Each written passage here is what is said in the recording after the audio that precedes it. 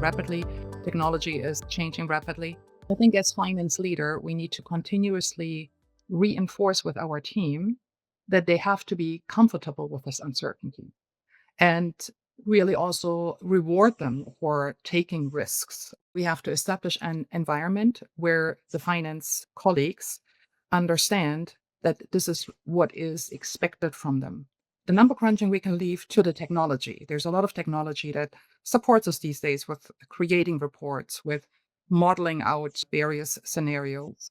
But what we need to emphasize now more than ever is that people are comfortable with taking risks, that they understand that this is what really gets them to the next level.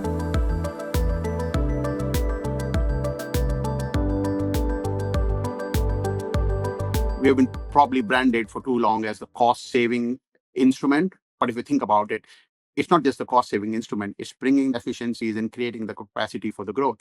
Nobody had seen AI the way it is now developing for future 5 years ago.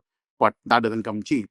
All your cloud investments, all your automations. So finance leaders need to work with the rest of the organization to create the capacity and pave the way for the future growth of the organization. And that's where the growth mindset needs to be there.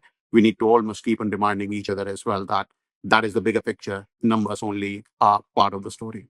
From my end, as I'm working in a retail environment, which is everyday changing, a growth mindset for us means really helping people to really keep focus on what matters and what's relevant for the business, and helping other departments to really understand the implications of their decisions and why such project should be prioritized over the other one. And of course, there's always demand for working capital for several projects across the company.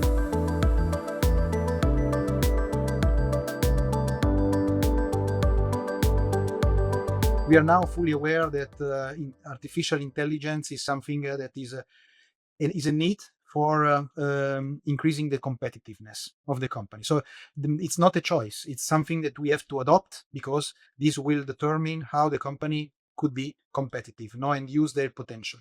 Now, we try as much as possible to talk about in all the training, in all the activities we do with AI, to play a little bit with the acronym of talking about amplified intelligence, not artificial. So the artificial intelligence is a tool, is an instrument.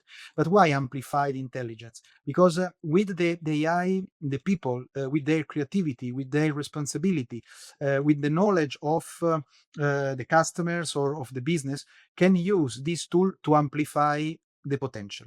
If we position the artificial intelligence in this way, people understand that by using RPAs, by using machine learning, by using generative AI, they can exploit this potential and give a better contribution to the company.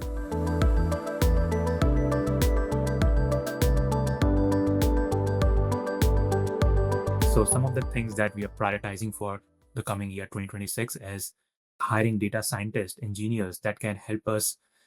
The data exists, but we need valuable insight from that data. We need that data to be pivoted in a way that can make more realistic decision making and help us be more fluid up across the organization and make more real-time decisions. So we're trying to move forward on that and like further strengthen our adoption of tech, train our teams on the technology, be more tech savvy, and have our organization and talent embrace tech so they can understand how we could utilize those for ourselves and for our clients.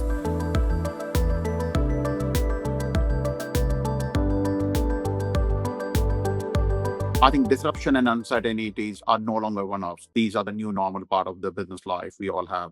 And hence, as the finance leaders in the organization, we need to be prepared for this disruption on a continuous basis.